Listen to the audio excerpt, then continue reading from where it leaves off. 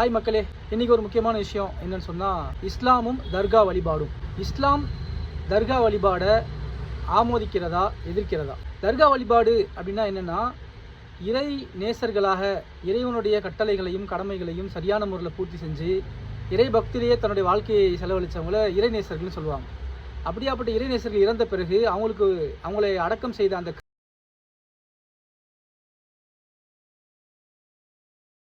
அந்த கபரை மக்கள் நல்ல ஒரு இறைநேசராக வாழ்ந்து இறந்தவருடைய கபரை வணக்கஸ்தலங்களாக ஆக்கி கொண்டு தன்னுடைய தேவைகள், தன்னுடைய பிரச்சனைகள், தன்னுடைய மன நிம்மதிக்காக வேண்டி அங்கே போயிட்டு வர்றது, அங்கே போயிட்டு வந்தால் நம்முடைய தேவைகள் பிரச்சனைகள் சரியாயிடும்னு அவங்கள்ட்ட தன்னுடைய பிரார்த்தனைகளை முன்வைக்கிறது. இப்படி தர்கா வழிபாடு இன்னைக்கு இஸ்லாமிய சமுதாய மக்கள் மத்தியில ஒரு பெருமளவுல தர்கா வழிபாடுன்றது நடந்து கொண்டிருக்குது. ஆனா இஸ்லாம் எதை போதிக்குது அப்படின்னு சொன்னா, இறைவன்கிட்ட மட்டும்தான் எல்லாத்தையும் எதா இருந்தாலும் கேட்கணும். ஒரு சின்ன விஷயமா இருந்தாலும் சரி, ஒரு பெரிய விஷயமா இருந்தாலும் சரி, எல்லா விஷயத்தையும் செய்யக்கூடியவன் இறைவன் மட்டும்தான். எதை கேட்டாலும் இறைவன்கிட்ட மட்டும்தான் கேட்கணும் அப்படிங்கிறது தான் இஸ்லாம் போதிக்கிறது. தர்கா வழிபாடு இஸ்லாம் வன்மையாக கண்டிக்கிறது. இதை பத்தி நீங்க என்ன நினைக்கிற சொல்லுங்க, கமெண்ட் செக்ஷன்ல சொல்லுங்க.